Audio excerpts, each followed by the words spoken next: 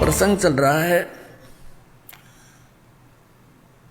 यहां पर तीन परमात्मा, तीन पुरुष, तीन प्रभु मुख्य रूप से आध्यात्म ज्ञान में रहते हैं।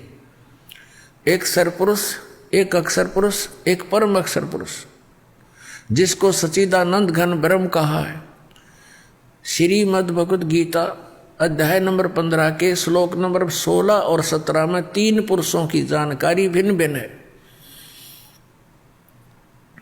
इससे पहले थोड़ा सा और संशय निवारण करेंगे और थोड़ा सा प्रमाण जानेंगे। श्रीमद् भगवद गीता अध्याय नंबर 7 के श्लोक नंबर 29 में गीता ज्ञान दाता ने कहा है कि जो व्यक्ति उस तत्ब्रह्म से परिचित है और सारे अध्यात्म ज्ञान से परिचित है, सभी कर्मों से परिचित है, वो केवल जरा और मरण से छूटने के लिए ही प्रयत्न करता है, संसार की और किसी भी वस्तु की इच्छा नहीं रखता।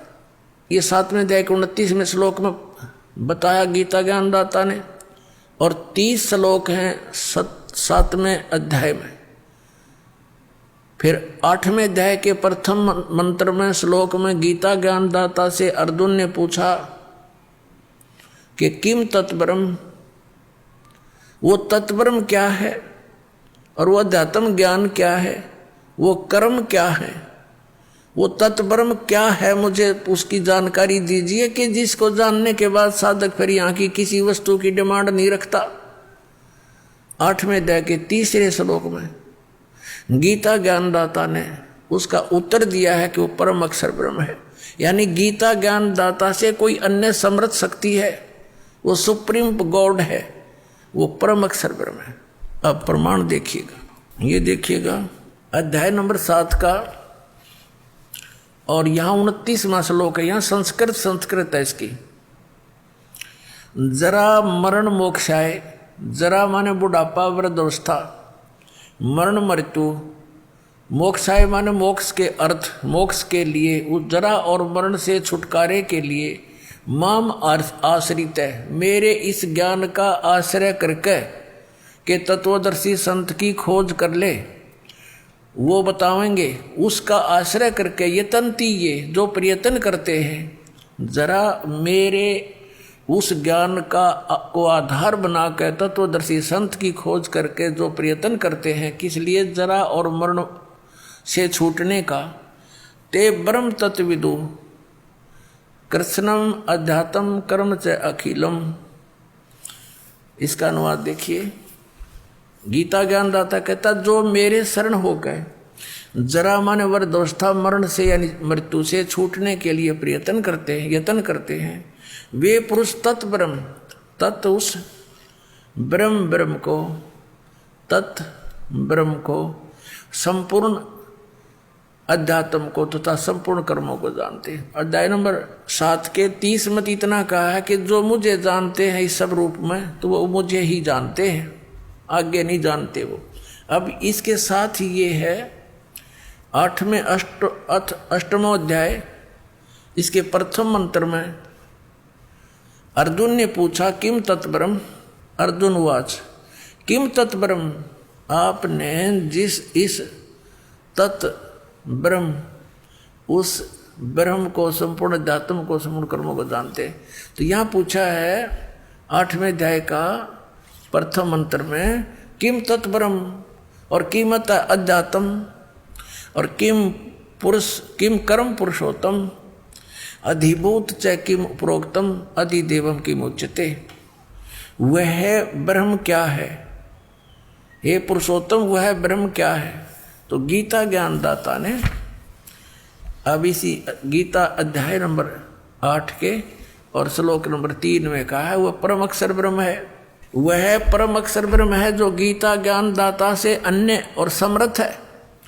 अब हम समझेंगे गीता अध्याय नंबर 15 के श्लोक नंबर 16 और 17 को बहुत आसानी से समझ में आएंगे। सरपुरुष ये ज्योति निरंजन है, गीता ज्ञानदाता श्री कृष्ण में प्रवेश करके बोलता है। और अक्षर पुरुष है ये सात शंख ब्रह्मांड का स्वामी, जो संसार रूपी वृक्ष का तना जानो। और मूल जो है वो परम अक्षर ब्रह्म है।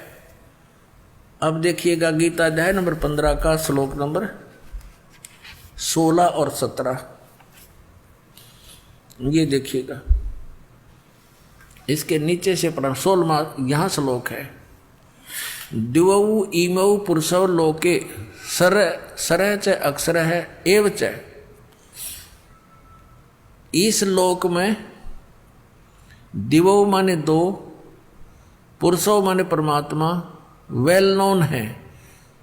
कौन? सर पुरुष को हो, अक्षर पुरुष को। इस पुरुष को हम यहां दो जगह लगा सकते हैं, सर पुरुष और अक्षर पुरुष।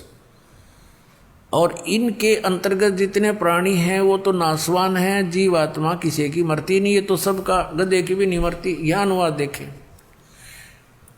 इस संसार में नासवान और अविनाशी भी ये दो प्रकार के पुरुष, यानी पुरुष माने परमात्मा प्रभु हैं। एक सरपुरुष, एक अक्षर पुरुष। और संपूर्ण प्राणियों के शरीर नासवान है, जीवात्मा तो सबकी अविनाशी है, गधे कुत्ते की भी है।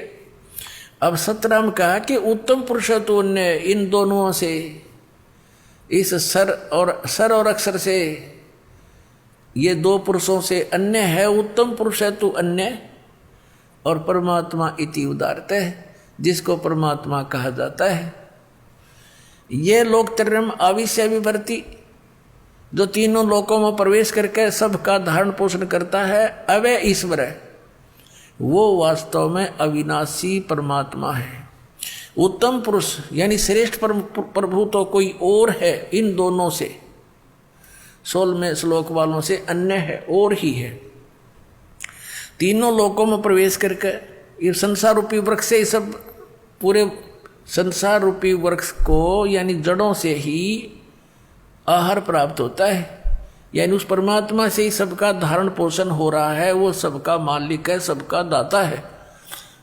अब यहां फिर देखिए, उत्तम पुरुष तो अन्य ही है, जो तीनों लोकों में प्रवेश करके सबका धारण पोषण करता है। वो अविनाशी परमेश्वर परमात्मा इस प्रकार कहा गया है। अब ये विचलित कर देंगे आपको ये तत्वज्ञानहीन 15वें अध्याय के 18वें श्लोक में। अपने आत्मा ये तत्व ज्ञान है, और ये तत्व ज्ञानहीन प्राणी आपको यहां अड़ा देंगे कि गीता ज्ञान दाता ने 15वें अध्याय के 18वें श्लोक में बताया कि वो उत्तम पुरुष मैं ही हूं। नहीं, यहां तो इसने ये कहा कि मेरे अंतर्गत जितने प्राणी हैं उनसे मैं उत्तम हूं। इसलिए लोक वेद के आधार से, यानी दंत कथाओं के आधार से मैं पुरुषोत्तम प्रसिद्ध हूं। लेकिन उसने स्पष्ट कर दिया है 15वें अध्याय के 17वें श्लोक में कि वो तो कोई और है, उसको तो तत्वदर्शी संत बताएंगे। बस इतनी सी बात है।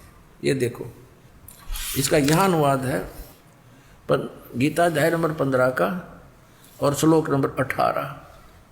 क्योंकि मैं, इसका अर्थ है यस्मात् सर अतीत है अहम अक्षरात अपि च उत्तम उत्तम, अतः अस्मि लोके वेदे।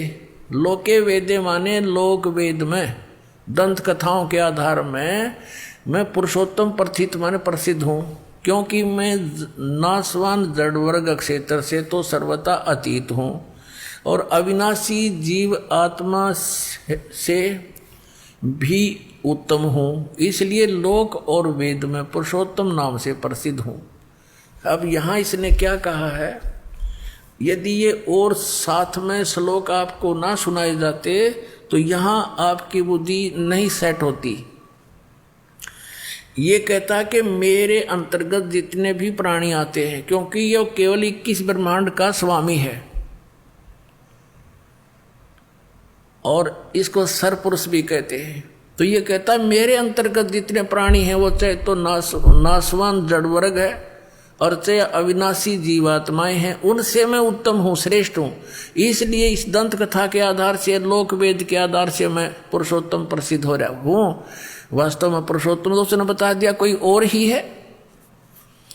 और फिर 8वें अध्याय के श्लोक नंबर 1 के उत्तर में, 8वें अध्याय के 3रे श्लोक में गीता ज्ञानदाता ने स्पष्ट ही कर दिया है कि वो परम अक्षर ब्रह्म है।